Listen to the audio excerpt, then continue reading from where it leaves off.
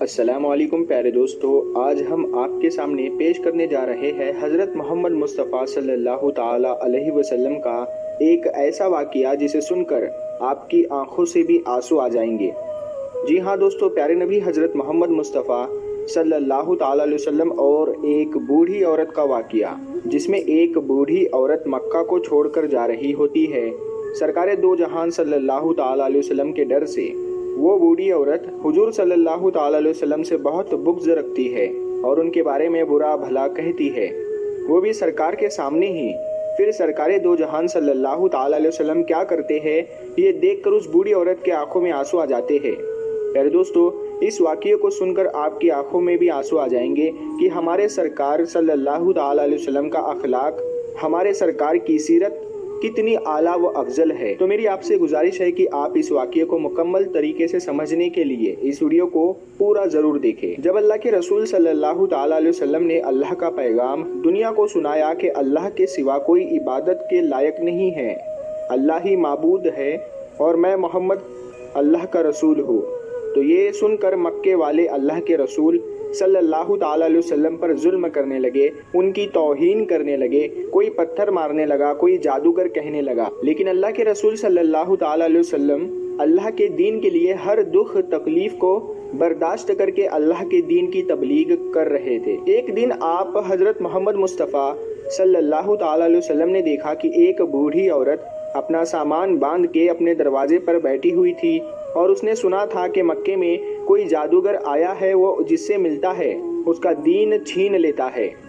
کہیں ایسا نہ ہو کہ کہیں اس سے ملاقات ہو جائے اور وہ میرا دین مجھ سے چھین لے، مجھے یہ شہر چھوڑ دینا چاہیے۔ وہ بوڑھی عورت سامان باندھ کے بیٹھی ہوئی تھی کہ آپ حضرت محمد مصطفیٰ صلی اللہ تعالی علیہ وسلم اس بوڑھی عورت کے قریب سے گزر رہے تھے۔ اس نے دیکھا تو کہا، بھتیجے یہ سامان میرے سر پر رکھ دو۔ حضور صلی اللہ تعالی علیہ وسلم نے سامان اٹھایا تو دیکھا وہ گٹھری وزنی تھی اور وہ بوڑھی کمزور تھی،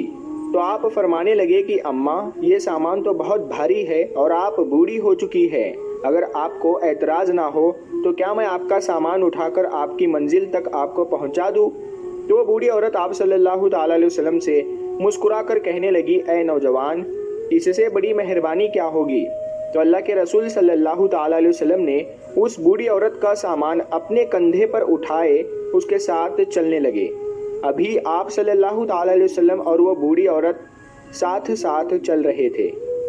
تو اتنے میں وہ بوڑھی عورت آپ صلی اللہ تعالی علیہ وسلم سے کہنے لگی، اے نوجوان، میں تمہیں بھی یہی نصیحت کرتی ہوں، میں تمہیں بھی یہی کہوں گی کہ یہ شہر چھوڑ کر چلے جاؤ، کیونکہ یہاں پر کوئی جادوگر آیا ہوا ہے جس کا نام محمد ہے۔ وہ اپنے آپ کو نبی کہلواتا ہے اور ہمارے خداؤں کو جھوٹا کہتا ہے، اور اے نوجوان، اس کے لبوں سے نکلنے والے لفظوں میں اتنا بڑا جادو ہے کہ جو بھی اس کی باتوں کو سنتا ہے اس کا ہی ہو جاتا ہے،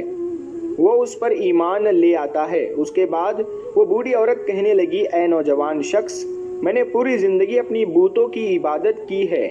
میں یہ نہیں چاہتی کہ اب آخری وقت میں اپنے خداؤں سے غافل ہو کر اس جادوگر کی باتوں میں آ جاؤ۔ اس طرح پورا راستہ وہ بوڑھی عورت اللہ کے رسول صلی اللہ تعالی علیہ وسلم کی توہین کرتی رہی، انہیں برا بھلا کہتی رہی، اور اللہ کے رسول حضرت محمد مصطفیٰ صلی اللہ تعالی علیہ وسلم پورے راستے اس بوڑھی عورت کا سامان اپنے کندھوں میں اٹھا کر خاموشی کے ساتھ اسے سنتے رہے۔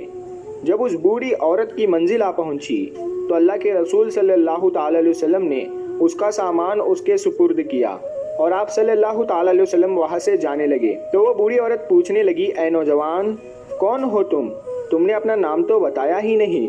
تو حضور پاک صلی اللہ تعالی علیہ وسلم نے فرمایا کہ اماں، نام میں کیا رکھا ہے، آپ کا کام ہو گیا، بس یہی شکر ہے۔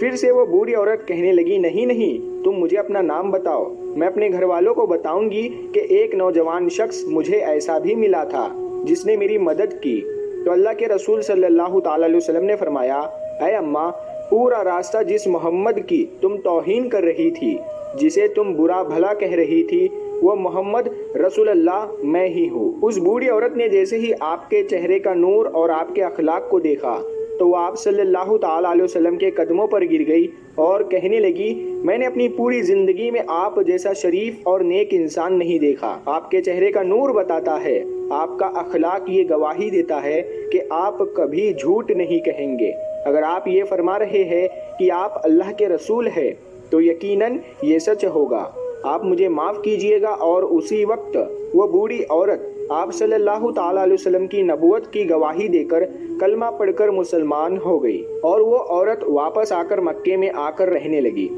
سبحان اللہ۔ تو پیارے دوستو، یہ ہے رسول اللہ صلی اللہ تعالیٰ علیہ وسلم کا اخلاق، یہ ہے رسول اللہ صلی اللہ تعالیٰ علیہ وسلم کی سیرت کہ دشمن بھی آپ کو دیکھ کر آپ کی نبوت، آپ کی صداقت اور آپ کی شرافت کی گواہی دینے لگتے تھے۔ اللہ پاک ہم سب مسلمانوں کو یہ ہدایت دے کہ ہم بھی اپنے اخلاق کو اتنا اچھا بنائیں کہ ہر غیر مسلم ہمارا اخلاق دیکھ کر